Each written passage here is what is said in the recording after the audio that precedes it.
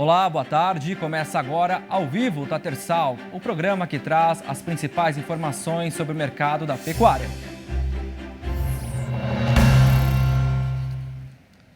No programa de hoje, vamos fazer um balanço do confinamento no Brasil. Eu converso com o presidente da Associação Nacional da Pecuária Intensiva, Maurício Veloso. Boa tarde, Maurício. Seja bem-vindo ao Tatersal. Muito boa tarde, Pedro. Um prazer muito grande estar com vocês. Feliz Ano Novo. Para você também, um ano próspero para todos nós.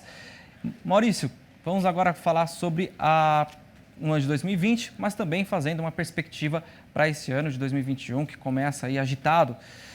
De acordo com o projeto Confina Brasil, 5 milhões de bovinos foram confinados, em 2020. Essa é a realidade do Brasil atualmente, sendo a maior parte confinada ali na região do Brasil Central. Em 2020, o pecuarista investiu mais no confinamento, no semi-confinamento. Que balanço a Socom faz? Olha, em 2020, o pecuarista ele ficou absolutamente desanimado. Ele, quando chegou às vésperas do primeiro giro, no fim do primeiro trimestre, começo do segundo trimestre de 2020, houve um verdadeiro apagão das perspectivas futuras de valor da arroba. Então, o mercado ficou absolutamente no escuro. Você e todos os nossos telespectadores devem se recordar que, inclusive, aconteceu aquela situação histórica que os valores do petróleo passaram a ser negativos. Foi uma loucura completa. Então, o pecuarista ele ficou sem chão e sem futuro. E com os insumos, naquela época, já eram altos. Então, ele não teve a decisão, ele não tomou a decisão de ingressar numa aventura sem perspectiva futura. E assim, o primeiro giro ele acabou praticamente não acontecendo no ano passado, que foi um dos principais fatores para ter havido uma diminuição de animais confinados em 2020, em relação a 2019, até em relação a 2018. E não apenas isso, mas também toda a alta dos insumos e a alta ainda maior da reposição.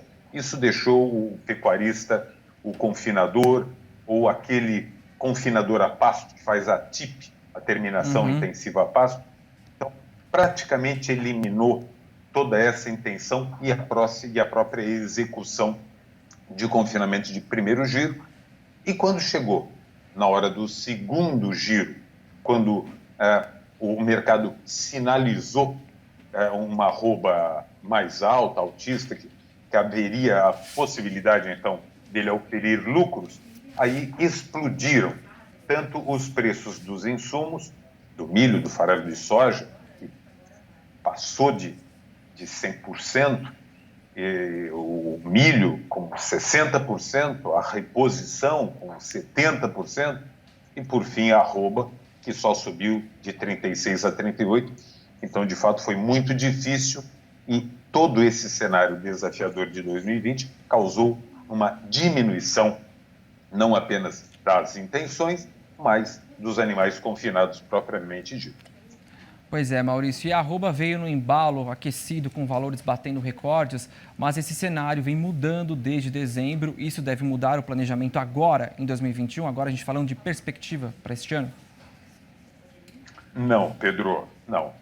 Quando a arroba ela foi perdendo o fôlego, quer dizer, quando ela bateu nos R$300, obviamente que os frigoríficos muito bem organizados, cada um bate um telefone um para o outro, são meia dúzia que se falam, e disseram, olha, a gente não pode aceitar esse teto, vamos fazer uma pressão, porque, enfim, começou a chover, a China e outros países, elas botam o pé no freio, historicamente, quando chega em dezembro, então vamos aproveitar essas circunstâncias e pressionar o pecuarista. E o que acontece? Infelizmente, a maioria dos nossos pecuaristas age mais com o coração do que com a razão. Quando a arroba vai se aproximando dos 300, ele já fica achando que vai bater a casa dos 500. E quando a arroba vai abaixando dos 300, aí ele já acha que vai para 50. Então, é emoção completa.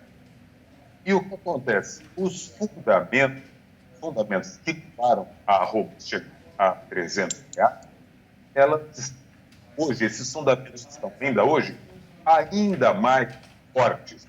Ou seja, a restrição ela está ainda maior hoje do que estava em outubro, novembro e o próprio dezembro de 2020.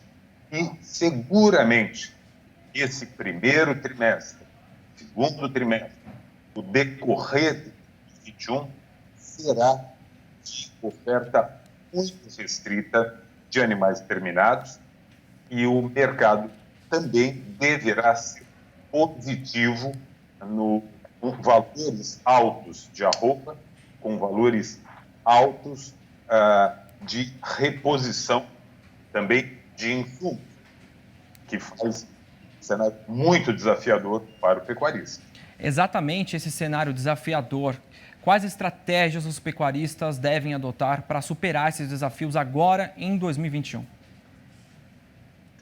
Olha, Pedro, a principal estratégia, e infelizmente, quando a gente tem arroba alta e insumos baratos, o pecuarista, não apenas o pecuarista brasileiro, mas isso acontece praticamente no mundo inteiro, o pecuarista ele se esquece um pouco do principal fundamento de competitividade da pecuária, que é justamente a forragem natural, a pastagem.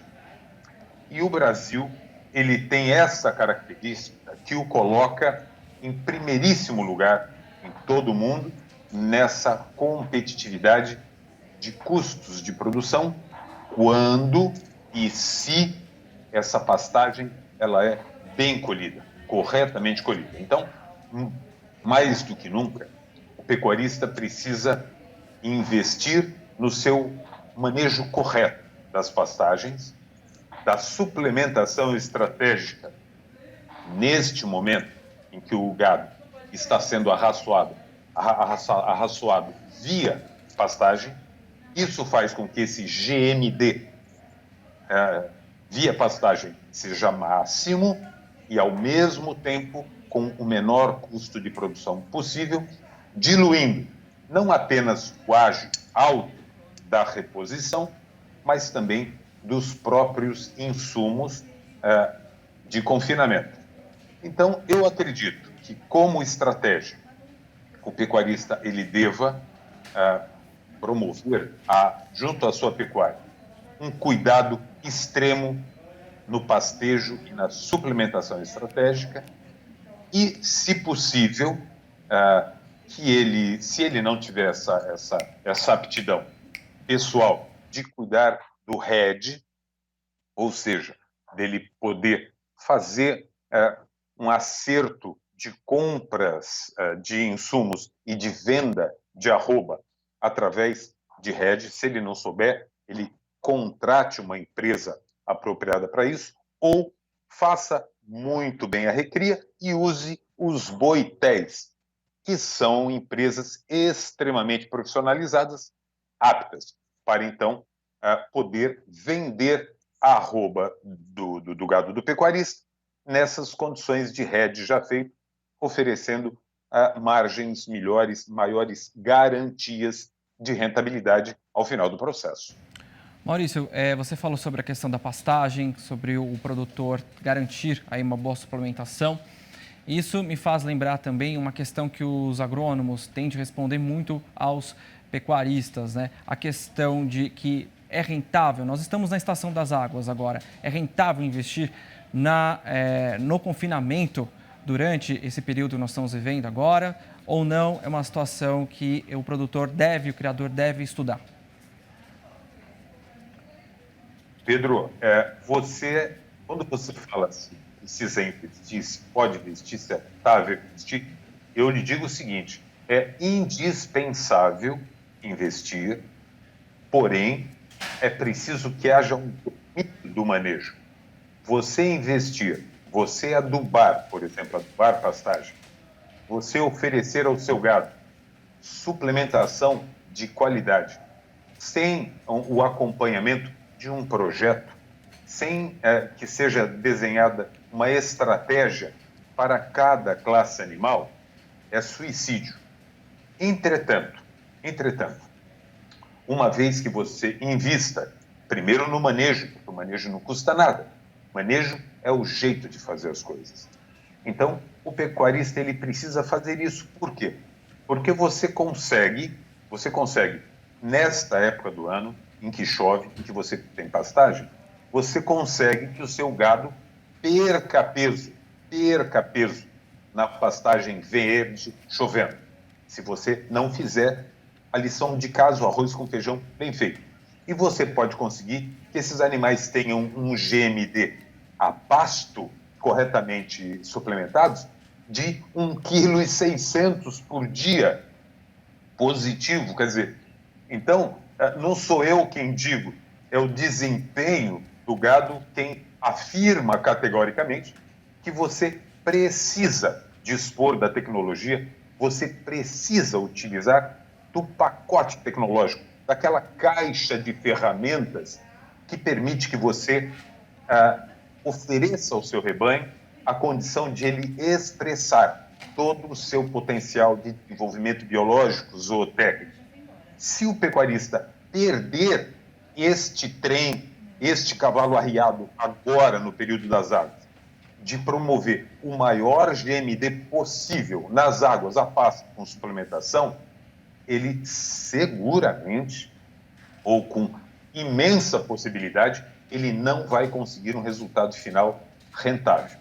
Maurício. Então, é indispensável. Maurício, a gente está chegando no nosso fim da entrevista, mas eu queria falar um pouco mais, né, do projeto Confina Brasil, que a Socom acompanhou, né, durante essa expedição que percorreu alguns lugares, alguns estados do país. Eu gostaria que você fizesse um breve balanço e as expectativas que tem para esse ano. Olha, pelo que nós todos estamos vendo, esse trabalho extraordinário que a equipe da Scott Consultoria está fazendo, a gente percebe que o pecuarista ele está mais consciente de todas as competências que ele precisa desenvolver para que haja um bom resultado final. Não basta mais os ótimos conhecimentos dentro da porteira. O que todos nós estamos reconhecendo é que o pecuarista, ele mais do que nunca, ele busca esses conhecimentos fora da porteira, e estou falando principalmente de RED, de compra de insumos e venda de arrobas. Isso está mudando de fato, e também o pecuarista ele percebe que o confinamento ele não é uma atitude isolada. O confinamento ele faz parte de todo um pacote de cuidados desde a cria, a recria e engorda. A lição de casa bem feita em todas as fases da vida dos bovinos é que promove o melhor resultado em rentabilidade e, ao mesmo tempo, o melhor resultado para o nosso consumidor, seja brasileiro, seja mundial. É um trabalho extraordinário que a Scott está fazendo e todos os pecuaristas brasileiros hão de se beneficiar com os resultados expostos desta pesquisa.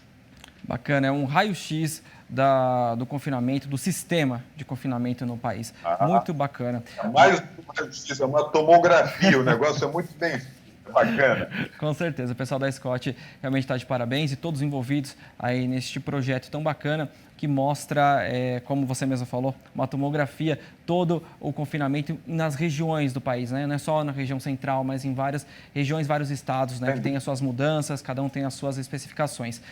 Maurício, muito obrigado pela sua participação, tenha um excelente fim de semana, obrigado por participar aqui do Tatersal, um excelente 2021, muita saúde e muita produtividade.